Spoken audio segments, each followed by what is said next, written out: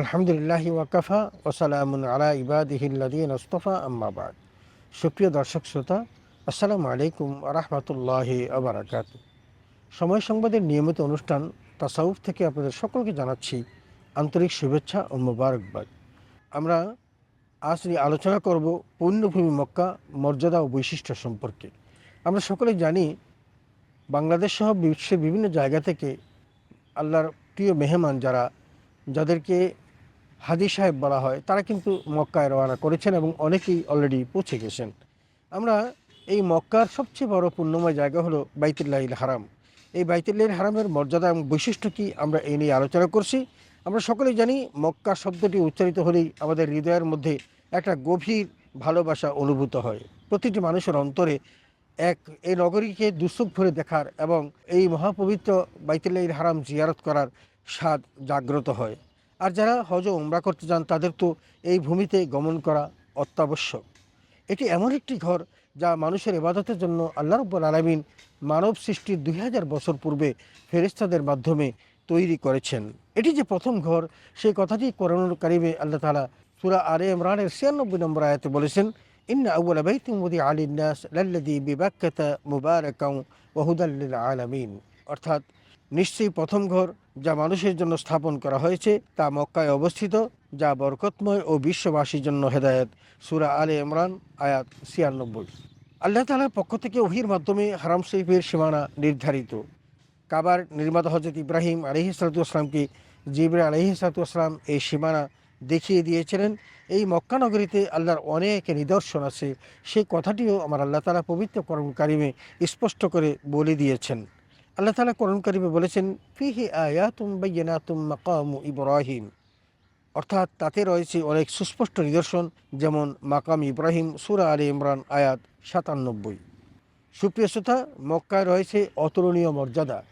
এই মর্যাদার শেষ নেই। আমরা হয়তো আলোচনার মধ্যে 6টি জিনিসকে নির্ধারণ করেছি, কিন্তু আলোচনা করতে গেলে এই মক্কার যে কত রকমের বৈশিষ্ট্য এবং মর্যাদা আছে এবং এটা যে কত পুণ্যময়, আলোচনা করলে বোঝা যাবে। আসুন আমরা এই মক্কার যে সমস্ত অতুলনীয় মর্যাদা রয়েছে তার সম্পর্কে একটু জেনে নিই। 1 নম্বর, মক্কা নগরীকে আল্লাহ তাআলা হারাম ঘোষণা করেছেন। 2 নম্বর, মক্কা নগরীর কসম খেয়ে আল্লাহ তাআলা তাকে সম্মানিত করেছেন। 3 নম্বর, মক্কার অধিবাসীদের নিরাপত্তার জন্য ইব্রাহিম আলাইহিসসালাতু ওয়াসসালাম দোয়া করেছেন। 4 নম্বর, মক্কা নবীজির প্রিয়তম শহর। 5 নম্বর, দাজ্জাল মক্কাতে প্রবেশ করতে পারবে না। আর 6 নম্বর হলো মসজিদুল হারামে সালাত আদায়ের বিশেষ সওয়াব।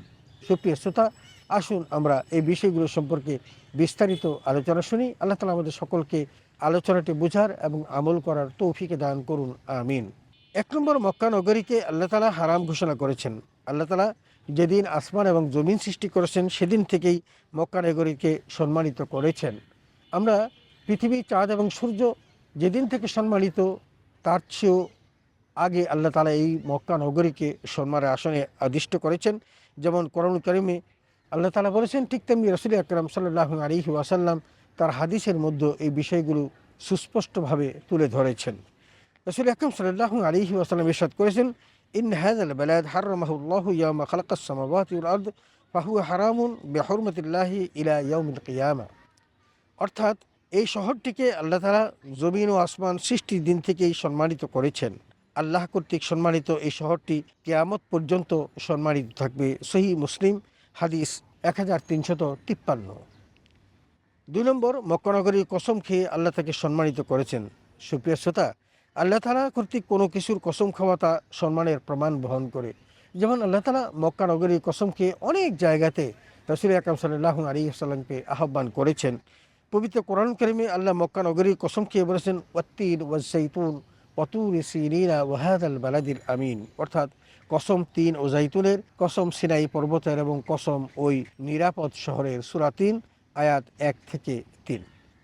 3 নম্বর, মক্কার অধিবাসীদের নিরাপত্তার জন্য ইব্রাহিম আলাইহিসসালাতু ওয়াসসালাম দোয়া করেছেন। সুপ্রিয় শ্রোতা, আমরা জানি হযরত ইব্রাহিম আলাইহিসসালাতু ওয়াসসালাম তার শিশুপুত্র এবং তার স্ত্রীকে ওই মক্কার জনমানবহীন প্রান্তরে রেখে এসেছিলেন এবং তিনি দূরে যখন এসে তাদের দিকে ফিরে তাকালেন, যদিও তাদের দেখা যায়নি, কিন্তু তিনি তাদের জন্য আল্লাহর কাছে দোয়া করেছেন। শুধু তাদের জন্য নয়, মক্কার অধিবাসী যারা ওখানে বসবাস করবে তিনি তাদের জন্য দোয়া করেছেন। যেমনটি কোরআনুল কারীমে আল্লাহ তাআলা স্পষ্ট করে বলে দিয়েছেন, ওয়াইদ ক্বালা ইব্রাহিমু রব্বি জাআল হাযা বালাদান আমিনা ওয়াজনুবনি ওয়া বানিয়্যা আন না'বুদাল আসনাম। অর্থাৎ আর স্মরণ করে যখন ইব্রাহিম বলেছিলেন, হে আমার রব, এ শহরকে নিরাপদ শহরে পরিণত করুন এবং আমাকে এবং আমার পুত্রগণকে মূর্তি পূজা হতে দূরে রাখুন। সূরা ইব্রাহিম আয়াত ৩৫। ৪ নম্বর, মক্কা নবীজির প্রিয়তম শহর। সুপ্রিয় শ্রোতা, মক্কার সাথে প্রিয় নবীর মন প্রাণ আষ্টে পৃষ্ঠে বাঁধা। রাসূল আকরাম সাল্লাল্লাহু আলাইহি ওয়াসাল্লাম মক্কাতে বড় হয়েছেন।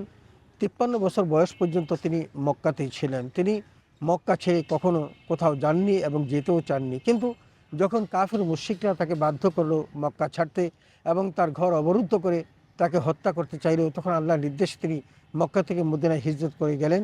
কিন্তু তিনি কাবার দেওয়াল ধরে তিনি কাঁদলেন আর বললেন, কত চমৎকার শহর তুমি এ মক্কা, আমি তোমায় কত ভালোবাসি।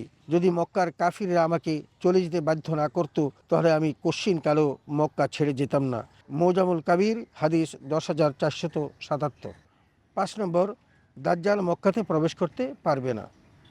সুপ্রিয় শ্রোতা, কিয়ামতের পূর্বে পৃথিবীর প্রান্তে প্রান্তে দাজ্জাল সদম্ভ বিচরণ করলো, মক্কায় সে কখনো প্রবেশ করতে পারবে না, এমনকি মদিনাতেও সে প্রবেশ করতে পারবে না। প্রিয় নবী রাসূল আকরাম সাল্লাল্লাহু আলাইহি ওয়াসাল্লাম ইরশাদ করেছেন, এমন কোনো ভূখণ্ড নেই যা দাজ্জালের পদভারে মথিত হবে না, মক্কা ও মদিনা ব্যতীত। সেখানকার প্রতিটি গলিতে ফেরেশতারা সারিবদ্ধভাবে পাহারায় নিয়োজিত থাকবে। এরপর মদিনার অধিবাসীদের ৩টি ঝাঁকুনি দিবে, যার ফলে আল্লাহ তাআলা সকল কাফির ও মুশরিককে বের করে দিবে। সহিহ বুখারী হাদিস ১৮৮১, সহিহ মুসলিম হাদিস ২৯৪৩। ৬ নম্বর, মসজিদুল হারামে সালাত আদায়ের সওয়াব। সুপ্রিয় শ্রোতা, জিয়ারতের উদ্দেশ্যে ৩টে মসজিদে গমন করা জায়েজ। তার মধ্যে একটি হলো বাইতুল্লাহিল হারাম, একটি হলো মসজিদে নববী, একটি মসজিদুল আকসা। এবং এই ঘরগুলোতে সালাত আদায়ের বিশেষ সওয়াব আছে। বিশেষ করে বাইতুল্লাহিল হারামের সওয়াব অনেক অনেক গুণ বেশি। রাসূল আকরাম সাল্লাল্লাহু আলাইহি ওয়াসাল্লাম ইরশাদ করেছেন, আমার মসজিদে একবার সালাত আদায় মসজিদে হারাম ছাড়া অন্যান্য মসজিদে 1000 বার সালাত আদায়ের চেয়ে বেশি উত্তম। তবে মসজিদুল হারামে একবার সালাত আদায় অন্যান্য মসজিদের তুলনায় 1,00,000 গুণ বেশি। মুসনাদে আহমদ হাদিস ১৫,২৭২, ইবনে মাজাহ হাদিস ১,৪০৬। সুপ্রিয় শ্রোতা, আমরা পূর্ণভূমি মক্কা মর্যাদা ও বৈশিষ্ট্য এই শিরোনামে আমরা মক্কার বৈশিষ্ট্য নিয়ে আলোচনা করলাম, মক্কার সওয়াব নিয়ে এবং মক্কার মর্যাদা নিয়ে আমরা আলোচনা করলাম। আমরা দেখেছি যে আল্লাহ তাআলা এই ঘরটিকে হারাম হিসেবে অভিহিত করেছেন, সম্মানিত করেছেন এবং যেদিন আসমান এবং জমিন সৃষ্টি হয়েছে সেদিন থেকে এই ঘরটি মর্যাদার। এই ঘরে আল্লাহ তাআলা বিশেষ বৈশিষ্ট্য রেখেছেন যে এই ঘরটিতে যারা অবস্থান করবে আল্লাহ তাআলা তাদেরকে নিরাপত্তা দান করবেন। যেমনটি পবিত্র কোরআন কারিমে এসেছে, হযরত ইব্রাহিম আলাইহিস সালাম এই সম্পর্কে দোয়া করেছেন। এবং এই ঘরটি আল্লাহ তাআলার কাছে, আল্লাহর নবীর কাছে অত্যন্ত প্রিয়তম শহর। এবং দাজ্জাল সব জায়গায় প্রবেশ করতে পারলেও এই মক্কাতে প্রবেশ করতে পারবে না। এমনকি এই মসজিদুল হারামে এক ওয়াক্ত নামাজ পড়লে 1,00,000 রাকাতের সওয়াব পাওয়া যাবে। আল্লাহ তাআলা আমাদের সকলকে এই মক্কার মর্যাদা এবং বৈশিষ্ট্য অক্ষুণ্ণ রেখে ওখানে গিয়ে ইবাদত করা এবং তার ফজিলত অর্জন করার তৌফিক দান করুন, আমিন। ওয়া আখিরু দাওয়ানা আনিল হামদুলিল্লাহি রাব্বিল আলামিন। আসসালামু আলাইকুম ওয়া রাহমাতুল্লাহি ওয়া বারাকাতুহু।